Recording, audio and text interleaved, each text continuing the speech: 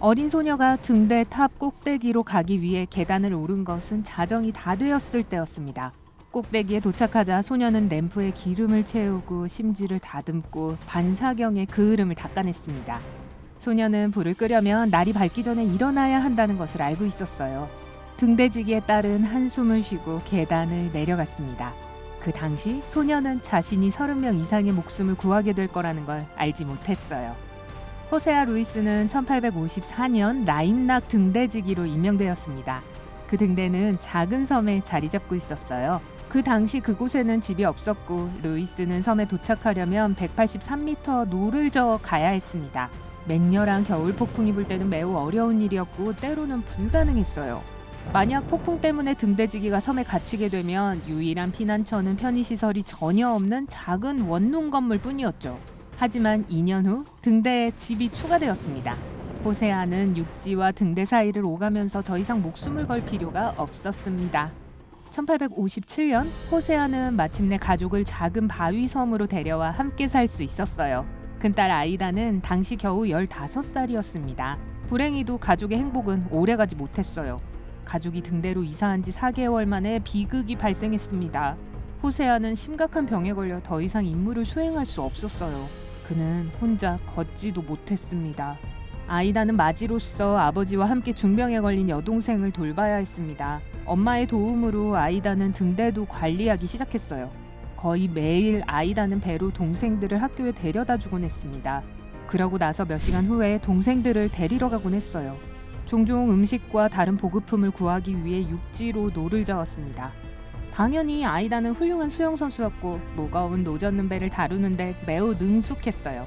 아이다의 삶은 쉽지 않았습니다. 하지만 자신이 언젠가 영웅이 될 거라고는 꿈도 꾸지 못했죠. 1869년 3월 29일에는 폭설이 닥쳤습니다. 아이다는 심한 감기에 걸려서 집에 있었어요. 두꺼운 벽이 살을 애는 듯한 바람과 기온으로부터 아이다를 안전하게 보호해줬습니다. 아이다의 어머니인 조라디아 루이스는 안절부절 못했어요. 불길한 예감이 들었거든요. 뭔가 잘못되고 있다는 이상한 느낌을 떨칠 수가 없었죠. 아이다처럼 그녀도 부지런했어요. 그녀는 등대에 밤을 밝힐 충분한 기름이 있는지 확인하기로 했습니다. 등대의 창문은 바다를 향하고 있었어요. 조라디아는 주변을 자신의 손바닥처럼 훤히 알고 있었습니다. 그래서 피가 얼어붙는 듯한 광경을 금방 알아챌 수 있었죠. 얼음처럼 차갑게 요동치는 바다에 뒤집힌 배가 있었습니다. 두 남자가 선체에 매달려 도와달라고 외치고 있었습니다. 제임스 아담스 하사와 존 맥러플린 일병이었어요. 둘은 작은 보트를 타고 뉴포트 항구를 여행하고 있었습니다. 그들의 가이드는 항구를 건너는 길을 알고 있다는 14세 소년이었어요. 하지만 파도가 너무 높았고 보트는 뒤집혔습니다. 소년은 즉시 수면 아래로 사라졌지만 두 남자는 여전히 수면 위에 떠 있었어요.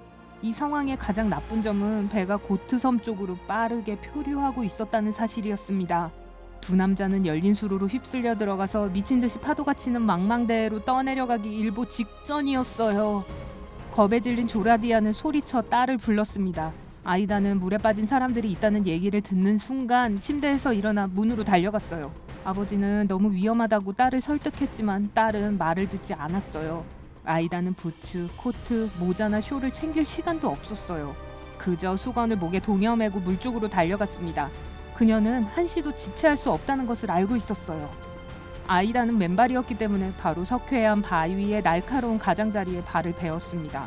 그녀는 고통과 앞을 볼 수 없는 눈보라에도 아랑곳하지 않고 동생 호세에게 가서 도와달라고 소리쳤어요.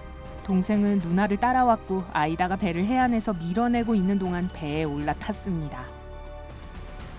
강한 바람과 높은 파도가 노를 젓기 어렵게 만들었습니다. 그러나 아이다는 놀라운 힘으로 노를 저었습니다.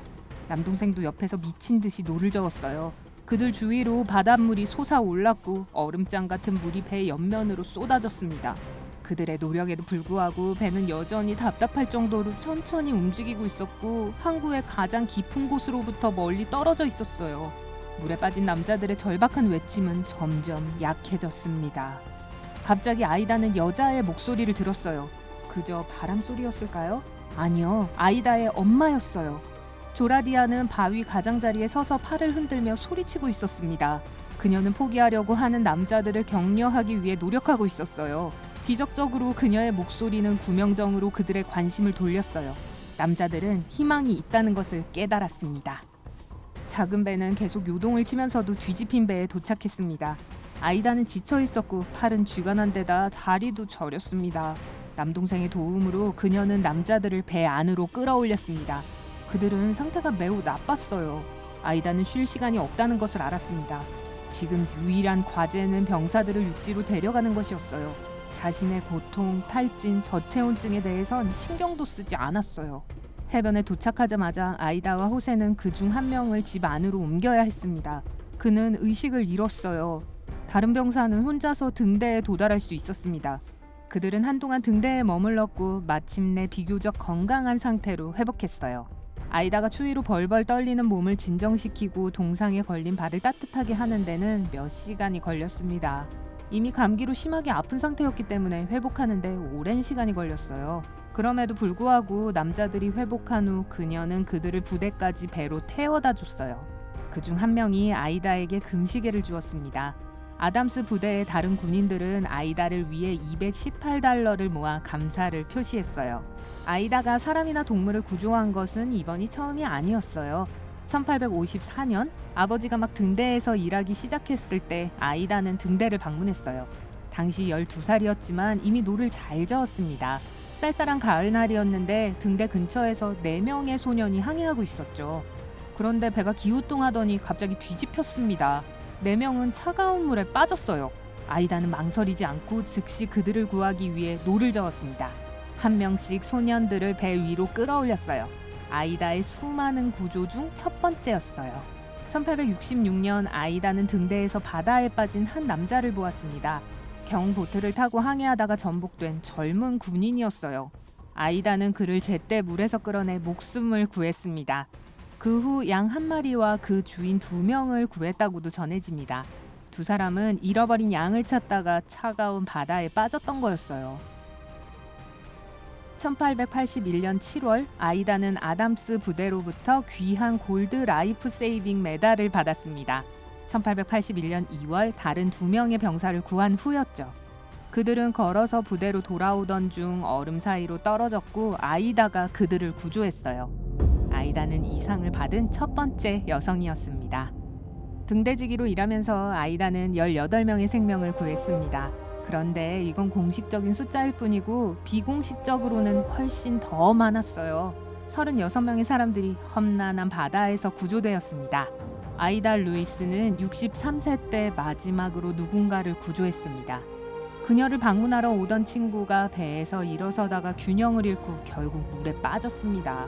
루이스는 재빠르게 그녀에게 도착했고 겁에 질린 친구를 배에 태웠습니다. 오늘 새로운 것을 배웠다면 이 영상에 좋아요를 주고 친구와 공유하세요. 여기 여러분이 좋아할 만한 다른 멋진 비디오들이 있습니다. 왼쪽 또는 오른쪽을 선택하고 삶의 밝은 면에 머무르세요.